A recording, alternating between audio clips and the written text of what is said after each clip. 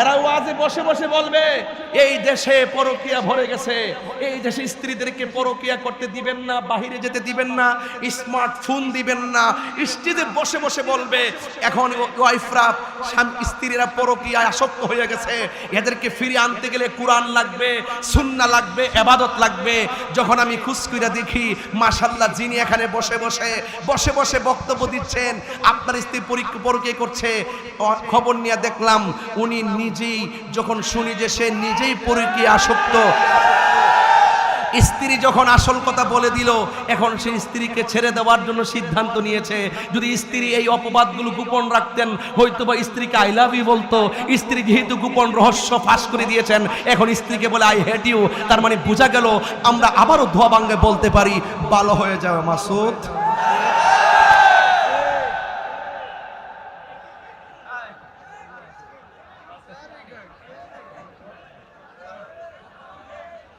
কথা বলেন, কথা বলেন।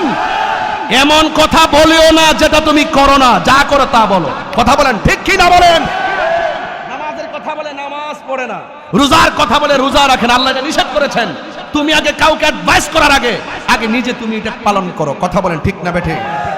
আমি রাগ করে বলছি না, আমি কষ্ট থেকে বলছি। একটা দাম্পত্য জীবন ভেঙে যাচ্ছে, আমি মায়ায় পড়ে গেছি।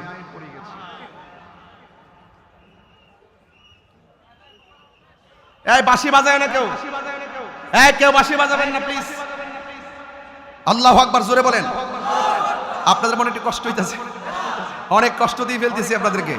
খুব গরম লেগে গেছে, বলেন সব শেষ করে দিবেন কে? এই আওয়াজটা বড় হবে কে? সেজদা পাওয়ার মালিক কে?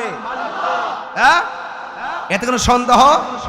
তাহলে মাজার জিয়ারত চলছে, বড় মাজার জিয়ারত চলছে, নামাজ চলছে, দোয়া ভাঙ্গার পয়েন্টের মাহফিল চলছে। আগামীতে আরো বড় বক্তা আসবে, আগামীতে আরো বড় বক্তা ইনশাআল্লাহ। সেই চিত্র দেখে দোয়া ভাঙ্গার মানুষ প্রেমের সুরে হাসবে ইনশাআল্লাহ। রাজি আছেন কিনা বলেন? এখনো শাহরাস্তি জমিনে আকাবেররা আছেন, আপনাদেরকে দলিলের ভান্ডার নিয়ে আকাবেররা বসে আছেন। এখন আওয়াজ করে বলেন আমরা সুন্নিরা কি দুই না এক? আরো বড় করে দুই না এক? আমার বাবারা, আমার মোবাইলটা দিয়ে যায় জাঙ্গির। আমি বলছিলাম আল্লাহ পাকের ইবাদত করতে হবে, তাতে শরীক করা যাবে? বলেন শরীক করা যাবে? এই ওয়াজগুলো কুট করে নিয়ে যান। এরপরও যারা আমাদেরকে গায়ে পরে ট্যাগ লাগাবে তাদের মুখের জবাব মুখ দিয়ে দিব, কলমের জবাব কলম দিয়ে দিব, ফেসবুকের জবাব ফেসবুকে দিব, লাঠির জবাব লাঠি দিয়ে দিব। তোমরা যেই ভাষায় কথা বলবা আমরা সেই ভাষায় কথা বলবো। তোমরা ভালো হয়ে যাও, সমাজ ভালো হয়ে যাও। এরপরে আসেন আমি আপনাদেরকে একটু বুঝাইয়ে দিয়ে যাচ্ছি যে এই পৃথিবীটা কি হয়ে যাবে। আচ্ছা, আমি যেখানে ওয়াজ করছি এই জায়গার মধ্যে কিছু কিছু মানুষ ওয়াজে বলে হাসরের মাঠে আমার নবী সুপারিশ, হাসরের মাঠে আমার নবী সুপারিশ করবে দূরের কথা, নবীর জান নিয়াই নাকি ঠেলাঠেলি।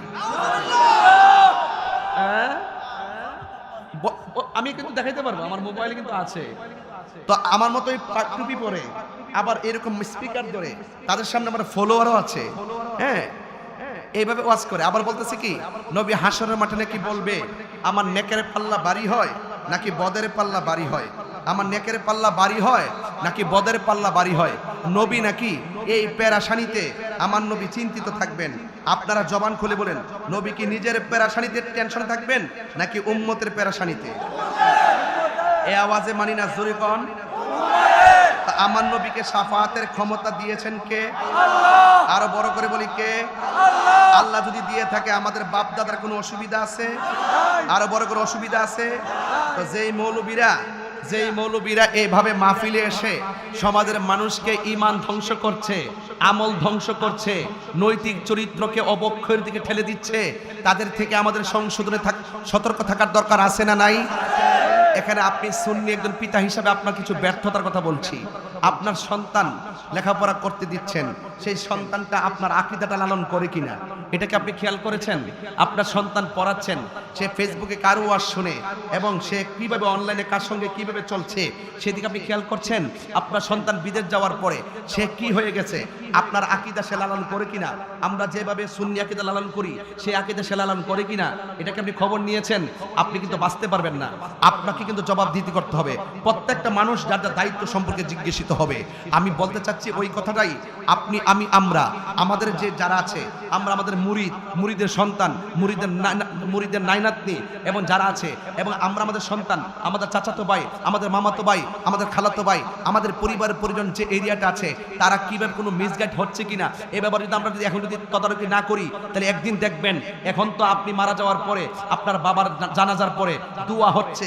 আমার কিন্তু একটা কাগজ একজনে দিয়ে রাখছে, এরপর কাগজটা আমি প্রথম পড়ি নাই, আমাকে বলে রাখছে জানাজার নামাজের ব্যাপারে কিছু বলার জন্য।